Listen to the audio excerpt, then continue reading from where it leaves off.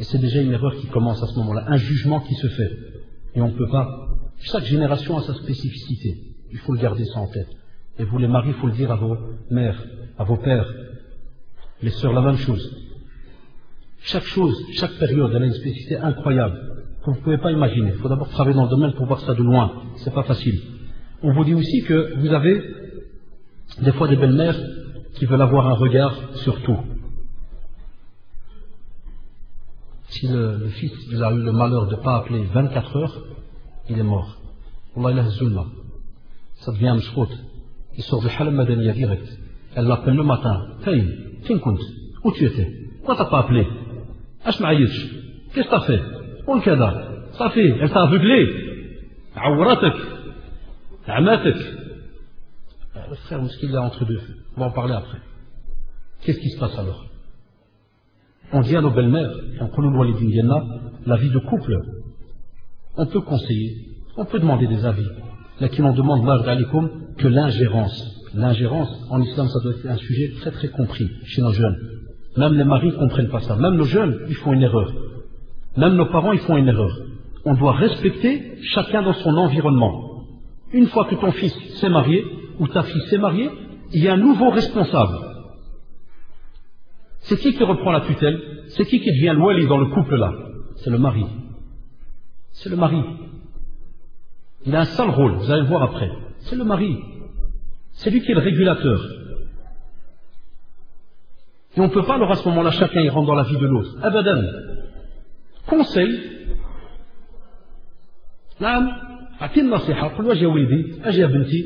Conseil, mais pas être celui qui va s'ingérer pour un oui, pour un non et demander tous les rapports, demander tout ce qui se passe, toutes les virgules, demander un tas de choses. Ce n'est pas faisable, wallahi.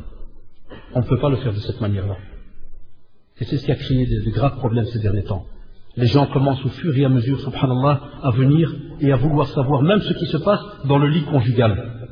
Il y a wallahi même des belles-mères où des fois le fils il m'appelle, il me dit voilà, je te passe ma mère.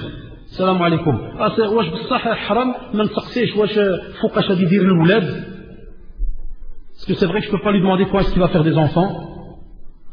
Je dis non, c'est pas haram ya ummi. Si jamais tu lui demandes tout simplement فوقاش الوليدات كذا, il n'y a pas de problème. Ah mais si chaque jour tu viens chez lui, eh ouais, درتي شي حاجه, t'as fait quelque chose.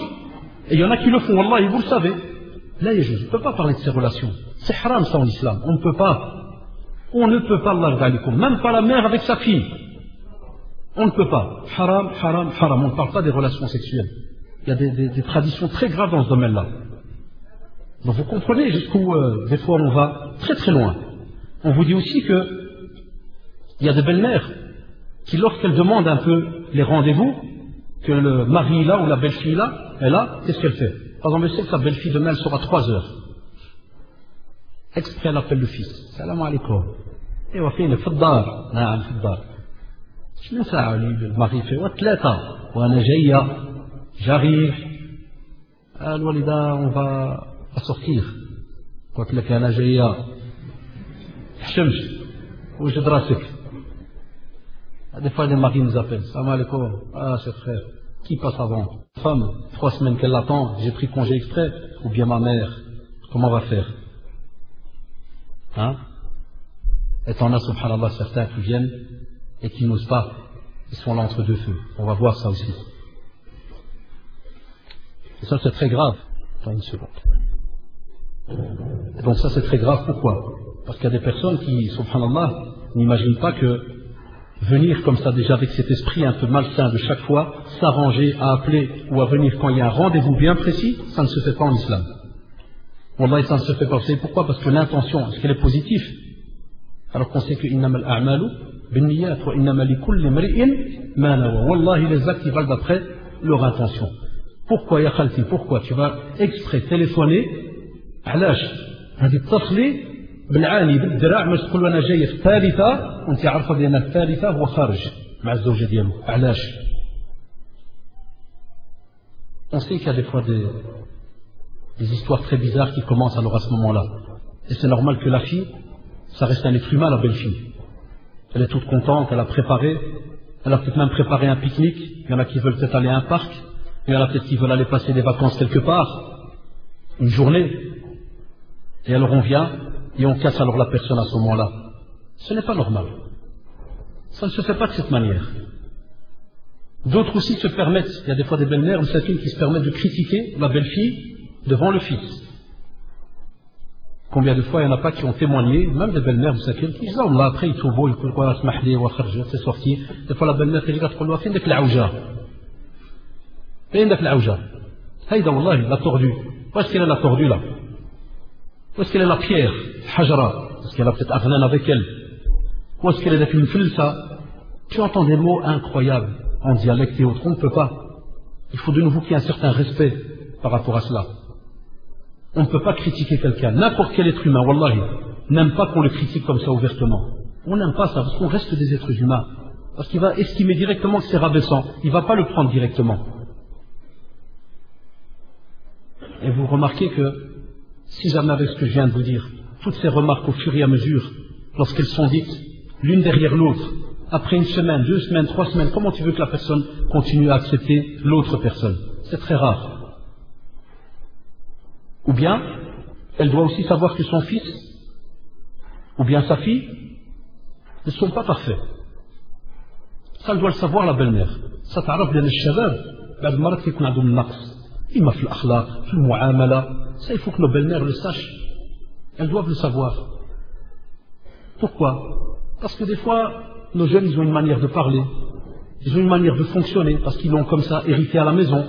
Alors comment est-ce qu'elle va faire?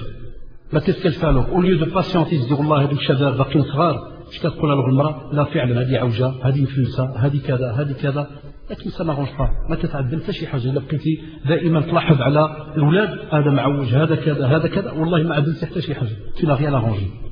Mais au contraire, faire le pas.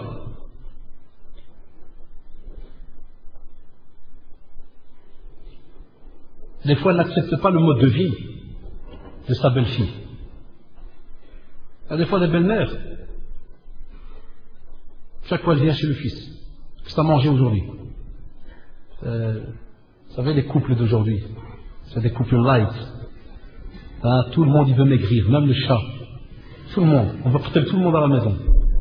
Alors, des fois, l'épouse, comme elle est de l'année 2008, et que lui, c'est aussi un 2008-2009, vous connaissez, c'est plus notre génération quand tu rentres, l'Walida Mskina, Allah Rahma, Tanjara de 1 mètre circulaire, l'Adès pour 3 semaines, hein, bien congelé en paquet, tu rentres, tu n'as pas le choix. Tu dois t'asseoir et tu manges. Aujourd'hui, quand le mari est au travail, la fille Mskina toute contente, l'épouse, salam alaikum, oui, je te fais un coulis de sauce, oui.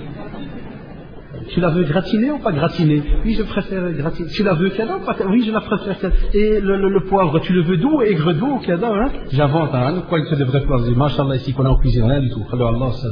Ah, tu le veux comme ça, tu le veux comme ça. Alors, imaginez-vous la scène. La femme, ce qu'il a, c'est, rappelez-vous, c'est en 2008, elle est toute contente. Elle a été à un magasin spécial en ville pour acheter une petite brindille. Vous savez qu'on met sur l'assiette au bord, quand on met le coulis comme ça de sauce. Et elle te met un petit morceau de steak, 4 cm sur 4. Tu vois? Parce que ça se coupe avec un genre de petit carré métallique. Elle le coupe, elle le dépose, et elle met une crotte de purée. C'est des termes très spécifiques. Une petite crotte de purée, elle dépose dans cette crotte de purée, et elle met une petite bougie, avec un beau petit verre. Imaginez-vous la scène, avec une petite lumière ouverte, vous savez, les petits abat-jours, tout est bien noir, et le hadja qui rentre. C'est Allah. Qu'est-ce qui se passe ici? Quelqu'un qui est mort ou qu'est-ce qui se passe? Alors la belle-fille elle est toute gênée. Chez les jeunes ils appellent ça l'amour, le respect, le...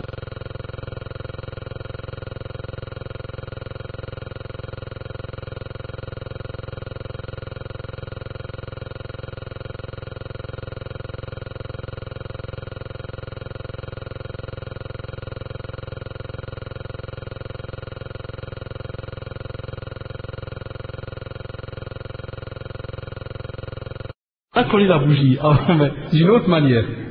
Mais elle lui dit, elle lui dit, c'est quoi ce genre de gaminerie? C'est quoi ce là? Et j'ai eu des cas comme ça où des filles, wallah, ils ont été vexées de la mort. C'est là qu'elles ont juré, je dis, wallah, c'est fini. Plus me parler de ta mère ou ceci ou cela. Vous voyez, c'est peut-être tout bête, hein? Les voilà. Elle l'a préparé pendant 5